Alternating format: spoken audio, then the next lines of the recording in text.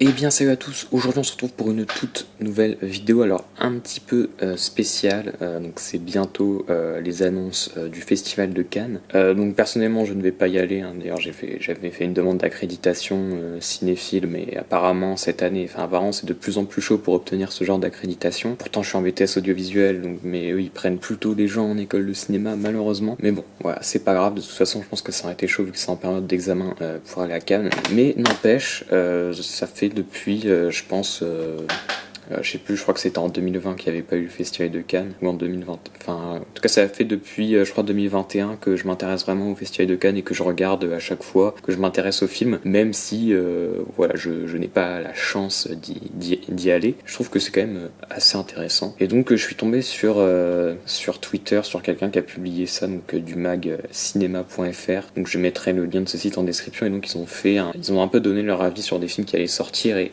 voilà, la probabilité selon eux, leur envie aussi de voir par exemple ce film au Festival de Cannes. Donc voilà, je me suis dit que ça pouvait être assez sympathique de voir tout ça, qu'est-ce qui peut sortir, qu'est-ce qu'on peut s'attendre à ne pas voir, est-ce qu'on va être déçu, etc.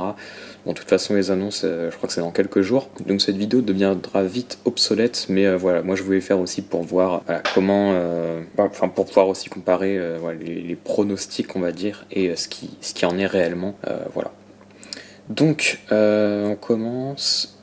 J'avais d'ailleurs un peu parcouru cette liste-là, donc c'est pour ça, je trouvais ça plutôt intéressant. Donc on a en premier film Limonov, la balade d'Eddie, donc le nouveau film de Kirill Serebrennikov, donc qui est un réalisateur qu'on a vu plusieurs fois à Cannes. Donc déjà c'était il y a 2 ans pour La femme de Tchaïkovski, donc qui était sorti au cinéma l'année dernière, que moi j'avais plutôt bien aimé, même s'il y avait quand même des choses à redire, je trouve. Il avait fait aussi un autre film avant dont je n'ai plus le nom, mais qui était assez intéressant. Il avait fait Leto aussi, donc ouais, 3 fois il a été à Cannes. En plus, je crois que 3 fois c'était en compétition, si je dis pas de conneries. Leto, par contre, j'ai pas vu, j'ai essayé plusieurs fois et c'est vraiment un film avec lequel j'ai beaucoup de mal. Mais voilà, du coup, Limonov, donc la vie de l'écrivain et l'homme politique russe Edouard Limonov, donc avec Ben Winslow. Donc pourquoi pas, voilà, moi je dirais que c'est un film, oui, je dirais que j'attends, plus ou moins. Voilà, je suis pas le plus grand fan du réal, mais globalement j'aime. Voilà, il y a des films il y a des choses que je trouve intéressantes dans son cinéma. Donc en termes de probabilité selon les rédacteurs, probable compétition officielle, oui c'est effectivement probable parce que il est souvent en compétition. Je crois qu'il a été que en compétition. Alors il y a son premier film Le Disciple, je sais pas s'il était à Cannes, peut-être dans une autre sélection. Mais oui, s'il sera à Cannes, il y a de grandes chances que ce soit en compétition. Et donc eux aussi ont plutôt très envie de voir le film. Ensuite, alors celui-là, je peux vous dire que je l'attends. Le nouveau film de Terrence Malick, The Way of the Wind. Donc le tournage, ça fait longtemps qu'il est fini. Je crois que ça va faire 4 ans qu'il est terminé bientôt. Donc voilà, il aime se donner envie. Malick avec ce film. Ouais, moi j'attends vraiment. Malick, c'est un de mes cinéastes préférés. Donc voilà, une mise en scène de plusieurs épisodes de la vie du Christ. Donc un sujet très personnel pour Malick. Donc on peut comprendre que le film met du temps à arriver. Donc voilà, s'il est prêt, en effet, peut-être. On aurait pu dire la même chose aussi l'année dernière, etc. Voilà, on sait pas, mais oui, si c'est à Cannes, ça sera obligatoirement en compétition officielle. Et une grande envie de voir quand même ce film. Ensuite, Megalopolis, moi c'est le film que j'attends le plus cette année. Alors j'ai lu il y a quelques jours qu'il allait peut-être pas être prêt pour Cannes, malheureusement. Donc ça serait vraiment dommage. J'espère que... Enfin ça serait dommage, je dis ça, je n'y vais pas, mais c'est vrai que ça serait quand même un événement de revoir Coppola sur le tapis rouge, etc. Voilà, moi j'aime beaucoup les derniers films de Coppola, je les trouve très attachants, je trouve que ce sont de grands films. En tout cas, L'Homme sans âge, vraiment foncez voir ce film, c'est exceptionnel. Mais ouais, un film, je sais plus combien de millions, où il a dépensé tout ce qu'il avait sur lui, bon, comme ses derniers films aussi, c'est le cas aussi, hein. Mais là, c'est un projet complètement, hyper ambitieux. Donc moi, j'ai très envie de voir ça, donc ça sera forcé. Je dis, là où ils mettent compétition officielle. C'est vrai que moi, des fois, il y a quand même une confusion sur la compétition officielle et les films hors compétition.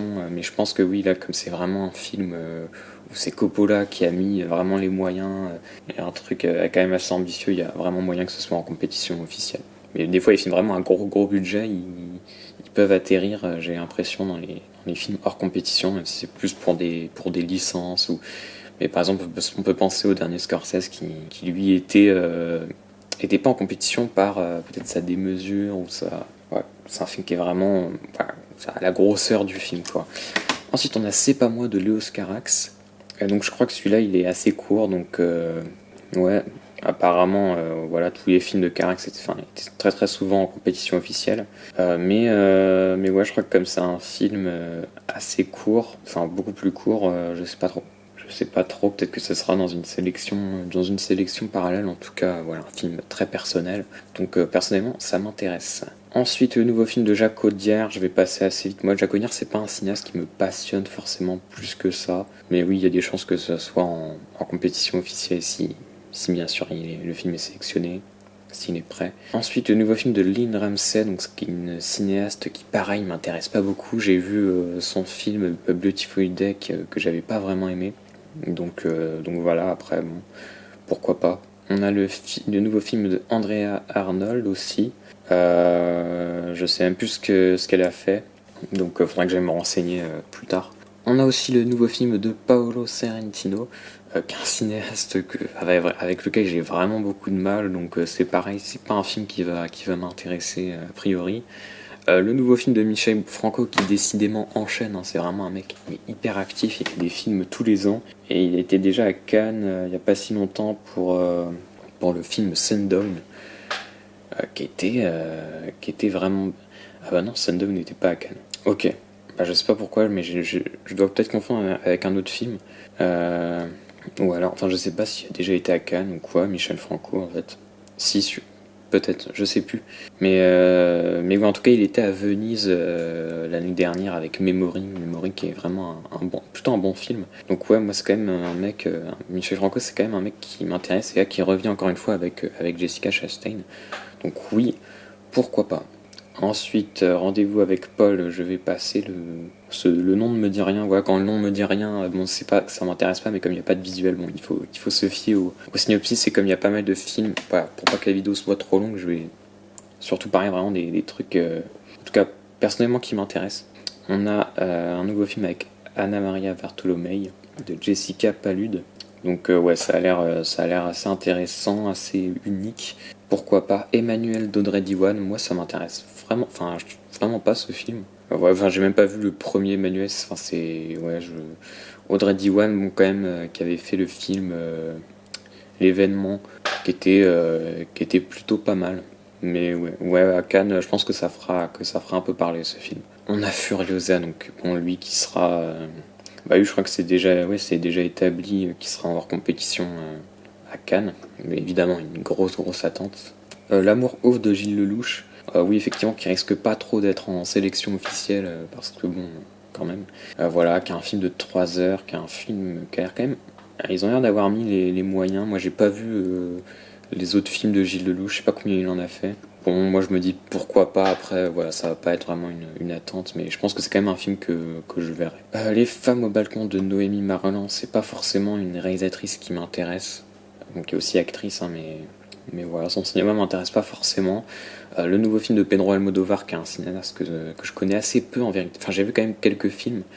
J'aime beaucoup Julieta par exemple. Il était à Cannes l'année dernière pour un court métrage, Strange Way of Life, qui était pas exceptionnel honnêtement. Donc, mais oui, en tout cas, voilà, un film de Pedro Almodovar, on dit pas non, et oui, c'est fort probable que s'il est présent, il sera en compétition officielle. Le nouveau film de Arnaud Desplechin, donc à voir s'il est en compétition officielle. C'est vrai que ces derniers films ils font un peu moins l'unanimité. Ouais, c'est vrai que son dernier il était un peu compliqué quand même. Moi j'avais pas détesté Tromperie. Même son dernier j'avais pas détesté, mais c'est vrai qu'il voilà, je trouve qu'il perd un peu de sa superbe dernièrement Arnaud Desplechin, mais là ça a l'air assez intéressant. Voilà, un film qui parle de cinéma. Et là d'Arnaud Desplechin, en plus on retrouve Milo Machado Graner, donc qui a joué dans Anatomie d'une chute. Voilà, Mathieu Amalric que j'aime beaucoup, donc ouais, pourquoi pas, vraiment plutôt envie de voir ce film. À notre beau métier. Là, je crois non, il a jamais été en compétition officielle du Pieux. Je pense que ces films s'y prêtent a priori pas forcément, même si voilà, peut-être par la durée, je sais pas. Après, c'est vrai que je pense qu'Antoine Dupieux il pourrait prendre une place dans toutes les sélections, enfin dans toutes les compétitions officielles chaque année en fait, mais ouais, c'est vrai que c'est les films de Quentin Dupieux, bah, justement, on se voit bien les découvrir en séance de minuit, par exemple, ce genre de truc. Je crois que c'était le cas de Fumer fait tousser. Donc oui, à la quinzaine ou en hors compétition, c'est tout à fait possible. En tout cas, voilà, moi, Quentin Dupieux, j'ai toujours plutôt envie de voir ses films. J'ai toujours pas vu Dali d'ailleurs. C'est vrai que Dali me faisait un peu moins envie, mais celui-là me botte bien. Franchement, notre beau métier, j'ai a priori plutôt attiré. Alors là, le nouveau film d'Emmanuel Mouret, qui est vraiment un réal que j'adore. Je sais plus si son dernier il était en compétition. Non, je crois pas. Non, il était pas en compétition son dernier film. Mais j'avais plutôt bien aimé. Mais c'est vrai qu'Emmanuel Mouret, moi, ça fait partie de mes réalisateurs de mes réalisateurs français préférés. Donc moi, ça va être une attente, c'est certain. Que les trois amis. Ensuite, Maria de Pablo Larraín. Donc c'est le biopic sur Maria Callas. Donc ouais. C'est vrai que, ouais, je sais pas. Parce que c'est vrai que j'ai l'impression qu'on n'en entend pas non plus parler depuis si longtemps que ça de ce film. Donc est-ce qu'il est prêt ou quoi? Bon, voilà, après ça c'est toujours un peu flou. Hein, on n'a pas forcément les réponses là-dessus. Mais ouais, moi Pablo Larraín c'est un cinéaste que j'aime bien, on va dire. Donc ouais, ça sera plutôt un film que j'aurai envie de voir. Après, même si voilà, son dernier par exemple, qui était à Venise, moi m'a pas beaucoup emballé. J'avais fait une critique d'ailleurs, Le Comte. Donc à voir pour celui-là.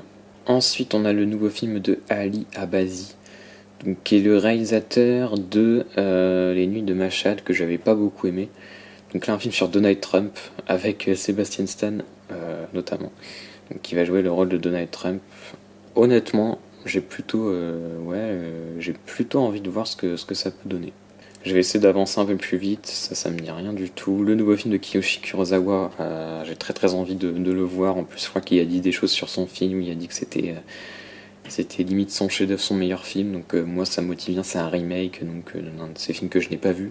Donc ouais, très très envie d'y voir. Apparemment, il n'a pas été en compétition officielle pour l'instant, donc ouais, pourquoi pas.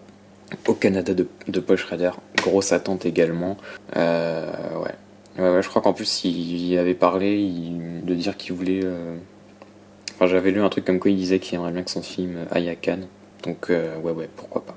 Vraiment, enfin, j'ai très très envie de voir ce film. Le nouveau film de Brady Corbett, je ne connais pas, avec Adrian Brody. D'accord. Le nouveau film de Justin Kurzel, qui est pas un cinéaste qui m'attire beaucoup. Le nouveau Jodorowsky, j'ai pas vu le dernier film de Jodorowsky, je me dis, bah, évidemment, pourquoi pas. Voilà, parce que Jodorowsky c'est toujours quand même assez intéressant, même si je suis pas le plus grand fan, il y a quand même des films que j'aime bien. Donc oui, pourquoi pas. Le nouveau film de Clint Eastwood, évidemment grosse attente, sûrement, je crois que c'est établi que c'est son dernier film. Donc évidemment grosse attente, et ouais, ça serait cool de revoir Clint à Cannes, et surtout en compétition officielle. Le nouveau Keshish, donc Make to My Love, Canto Doué. Ouais, est-ce que ça sera à Cannes? Bon, je suis pas sûr. Après, moi, j'ai aucune légitimité à donner mon avis sur la probabilité des films, s'ils peuvent être à Cannes ou quoi. Mais ouais, vu les affaires récentes, à propos de son autre film, Mektoub, ça a l'air quand même compliqué cette histoire. Bon, j'ai pas tous les tenants et les aboutissants loin de là, mais bon.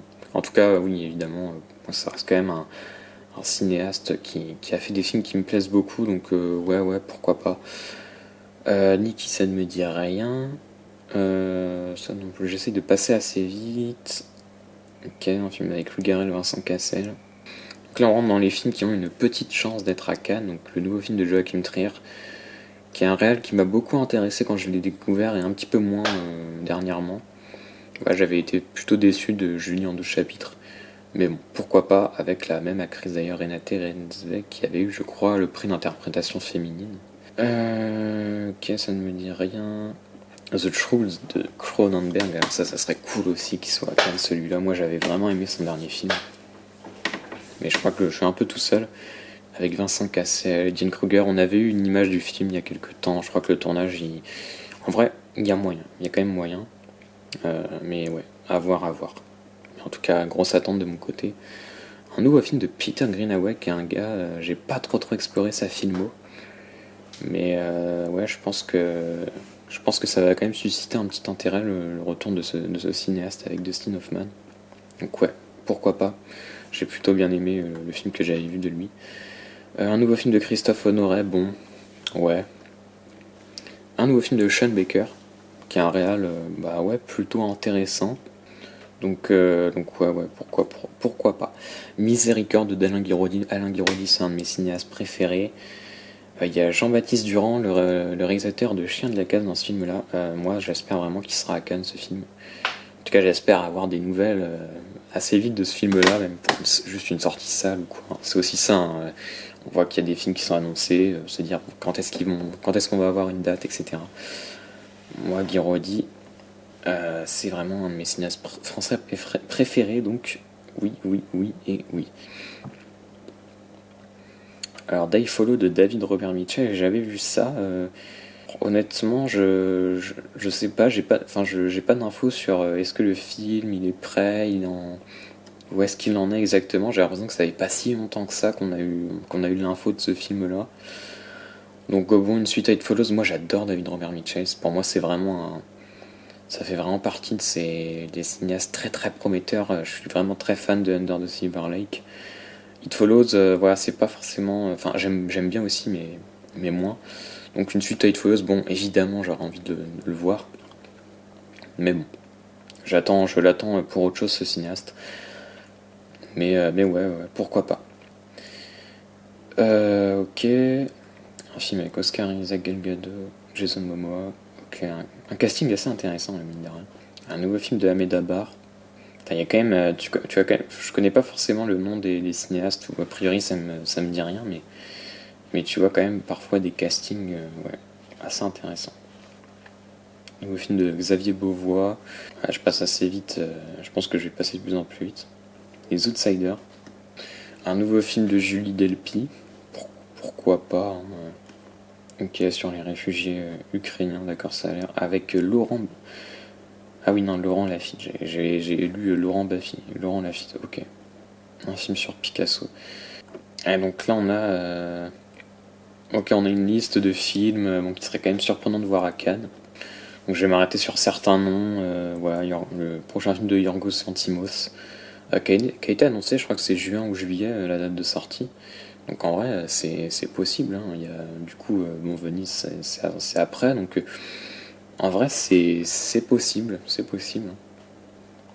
Moi, le dernier. Enfin, moi, Lanthimos, c'est assez compliqué. Mais je pense que c'est quand même bizarrement un cinéaste. J'ai envie d'aller voir ses films, mais pourtant je suis rarement fan de ce qu'il fait, quoi. Surtout son dernier. Le nouveau film de Grand Corps Malade, Monsieur Aznavour et Mehdi Idir. Ouais, le Kirin Serebrennikov, et effectivement, ça sera peut-être plus pour Limonov. Après, on n'est peut-être pas à l'abri d'avoir deux films d'un même cinéaste. Le nouveau film de Adam McKay, ok. Le nouveau Trueba. Horizon de Kevin Costner, je crois que ça c'est en plusieurs parties. Enfin, je sais plus ce qui est prévu en fait, si tout doit sortir au même moment ou si c'est une partie et puis une autre partie. En tout cas, c'est un projet d'une grande envergure.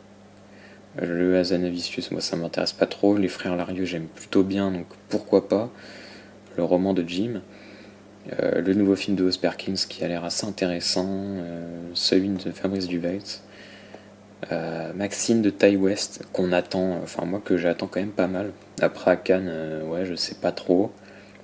Je sais pas, c'est vraiment le truc dans lequel je verrai enfin le festival dans lequel je verrai le plus le nouveau film de Ty West. Mais ouais, le film, c'est vrai que Johnny Depp, il a fait un film. David Lowery, qui est un mec assez difficile à cerner parce qu'il fait à la fois des films intéressants et des trucs un peu plus compliqués. Le nouveau Boukarma, donc qui sont pas des cinéastes qui m'intéressent beaucoup. Le Nosferatu de Robert Eggers, ouais.